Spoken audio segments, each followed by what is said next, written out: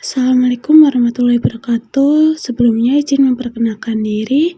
Nama saya Melviana dengan NPM 225305306 dari kelas 3.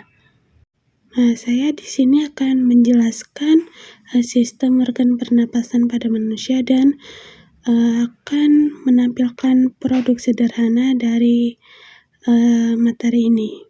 Sistem pernapasan pada manusia adalah sistem organ yang digunakan untuk menghirup oksigen dari udara serta mengeluarkan karbon dioksida dan uap air. Dalam proses pernapasan, oksigen merupakan zat kebutuhan utama. Oksigen untuk pernapasan diperoleh dari udara di lingkungan sekitar.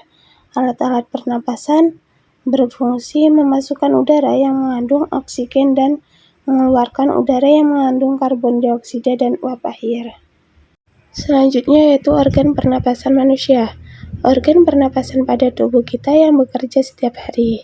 Jika salah satu organ mengalami kerusakan, maka bisa menyebabkan terganggunya pernapasan. Urutan saluran pernapasan manusia yang benar adalah sebagai berikut. Yang pertama yaitu rongga hidung, faring, laring, trakea, bronkus, bronkiolus, alveolus, dan paru-paru. Fungsi organ pernapasan manusia. Yang pertama yaitu hidung. Hidung merupakan tempat atau pintu utama udara dihirup. Melalui hidung, manusia menghirup oksigen untuk disalurkan ke paru-paru. Sebagai pintu utama, hidung harus menyaring udara yang masuk ke tubuh. Untuk itu, terdapat bulu hidung yang tugasnya menyaring debu halus agar tidak masuk ke tubuh. Yang kedua yaitu faring. Faring sering juga disebut sebagai tenggorokan bagian atas manusia. Faring ini bentuknya seperti tabung dan letaknya di belakang rongga hidung. Fungsi dari faring ini adalah sebagai penyalur. Jadi, udara yang masuk ke tubuh disalurkan lewat faring ke trakea. Yang ketiga yaitu laring. Laring sering juga disebut sebagai kotak suara dan letaknya berada di persimpangan faring. Laring memiliki dua pita suara yang bertugas memproduksi suara. Ketika kita berbicara, maka udara yang keluar dari mulut. Udara ini lewat melalui pita suara yang berimpit, akibatnya timbullah getaran. Yang keempat yaitu trakea. Trakea sendiri sering juga disebut sebagai batang tenggorokan. Trakea tersebut tugasnya adalah mengalirkan udara ke paru-paru. Bentuk trakea sendiri seperti tabung berongga lebar yang terhubung langsung pada bronkus paru-paru tersebut. Trakea merupakan salah satu organ pernapasan manusia yang sangat penting. Selanjutnya yaitu ada bronkus. Bentuk bronkus menyerupai tabung. Pada bronkus terdapat silia atau rambut kecil dan bergerak secara gelombang. Gerakan tersebut membuat dahak dan lendir keluar dari tenggorokan. Dahak atau lendir yang terdapat pada tabung bronkial tersebut bertugas mencegah debu masuk ke paru-paru. Selanjutnya yaitu ada bronkiolus. Bronkiolus adalah cabang bronkus yang bertugas menyalurkan udara ke alveoli. Selain itu, tugas lain dari bronkiolus adalah mengendalikan jumlah udara yang masuk ke paru-paru ketika kita bernapas. Fungsi organ selanjutnya yaitu paru-paru. Paru-paru sendiri letaknya berada di dalam tulang rusuk dan jumlahnya sepasang. Paru-paru merupakan tempat menampung udara sehingga oksigen tersebut bisa disalurkan ke tubuh. Oksigen yang terdapat pada udara tersebut akan dialirkan ke pembuluh darah. Pekerjaan ini dibantu juga oleh pompaan dari jantung. Dengan demikian, tubuh manusia bisa tetap bekerja. Selanjutnya yaitu ada alveolus. Pada paru-paru terdapat kantong-kantong kecil yang disebut sebagai alveolus. Alveolus ini merupakan tempat bertukarnya oksigen dan karbon dioksida. Karbon dioksida akan dialirkan ke alveolus sehingga dapat dihembuskan keluar tubuh. Fungsi organ selanjutnya yaitu diafragma. Diafragma merupakan pemisah rongga dada dan juga perut.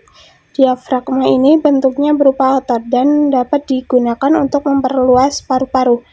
Para penyanyi atau perenang biasanya memanfaatkan diafragma untuk membuat daya tampung paru-paru jadi lebih luas. Materi selanjutnya yaitu proses pernapasan manusia. Sebelum udara masuk ke dalam memasuki rongga dada, udara masuk ke rongga hidung. Rambut hidung menyaring partikel kotoran, debu, atau serangga kecil. Selanjutnya, udara dihangatkan, dilembabkan agar oksigen terlalu dan dibersihkan sekali lagi oleh mukus atau lendir yang terdapat di permukaan dinding rongga hidung. Membran mukosa yang terdapat di sepanjang rongga hidung sangat banyak mengandung serabut saraf dan pembuluh darah. Keadaan ini sekaligus untuk mendeteksi gas kimiawi yang berasal dari bau-bauan. Dalam hal ini, hidung berperan sangat sebagai alat indera. Selanjutnya, udara yang telah hangat dan lembab memasuki faring, sebuah saluran sepanjang kurang lebih 10 cm. Faring merupakan penghubung antara rongga mulut, kerongkongan, dan rongga hidung. Meskipun faring merupakan tempat bertemunya saluran pencernaan dari mulut ke lambung dengan saluran udara trakea dari hidung ke paru-paru, tidak terdapat masalah yang menyebabkan makanan salah masuk ke tenggorokan atau udara masuk ke kerongkongan, sebab terdapat mekanisme refleks yang mengatur penyalurannya. Jika kita menelan sesuatu, jalan masuk udara ke faring tertutup. Anak teka atau uvula melipat ke belakang dan menutup bagian atas faring. Sebaliknya, jika menarik napas, uvula bergerak ke tempat semula.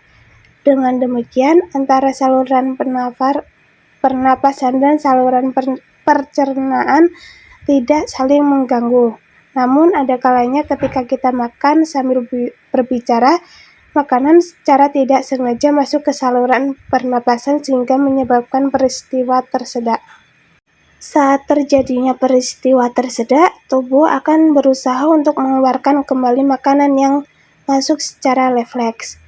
Mekanisme menelan dan bernapas diatur sedemikian rupa oleh katup epiglotis serta gerakan ke atas oleh laring sewaktu menelan sehingga saluran kerongga hidung tertutup rapat dan berjalan normal kembali. Saluran pernapasan berikutnya adalah laring. Ketika menelan, epiglotis pada laring menutup dan ketika bernapas, epiglotis membuka. Oleh karena itu, sulit sekali seseorang menelan makanan sambil berbicara. Laring juga menghasilkan suara pada saat udara dihembuskan dari paru-paru, suatu yang merupakan getaran udara muncul dari getaran pita suara yang melintang pada lubang laring, dibantu oleh mulut dan lidah. Dari laring, udara menuju trakea, yang tersusun atas cincin-cincin tulang rawan. Di ujungnya, trakea bercabang dua menjadi bronkus menuju paru-paru kanan dan paru-paru kiri. Di paru-paru, bronkus masih bercabang-cabang. Secara dikotomis menjadi cabang-cabang halus disebut bronkiolus. Dari trakea sampai alveoli terdapat 23 kali percabangan. Berikut adalah gambar atau bagian organ pernapasan manusia. Proses pernapasan pada perut. Proses pernapasan perut menggunakan otot diafragma. Otot ini terletak di bawah paru-paru, dekat dengan perut. Mekanisme pernapasan ini biasanya dilakukan saat posisi berbaring atau tidur. Lantas, bagaimana mekanisme inspirasi dan ekspirasi pada pernapasan perut? Ketika otot diafragma berkontraksi, otot tersebut yang awalnya berbentuk melengkung ke atas akan menjadi datar. Karena itu, volume paru-paru akan naik dan tekanannya pun menurun. Makanya bisa terjadi proses inspirasi. Berikutnya, ekspirasi akan terjadi saat otot diafragma berelaksasi. Otot akan kembali seperti semula atau berbentuk mengembung. Volume paru-paru akan menurun serta tekanan akan keluar. Ini adalah produk sederhana yang telah saya uji coba dan praktikkan.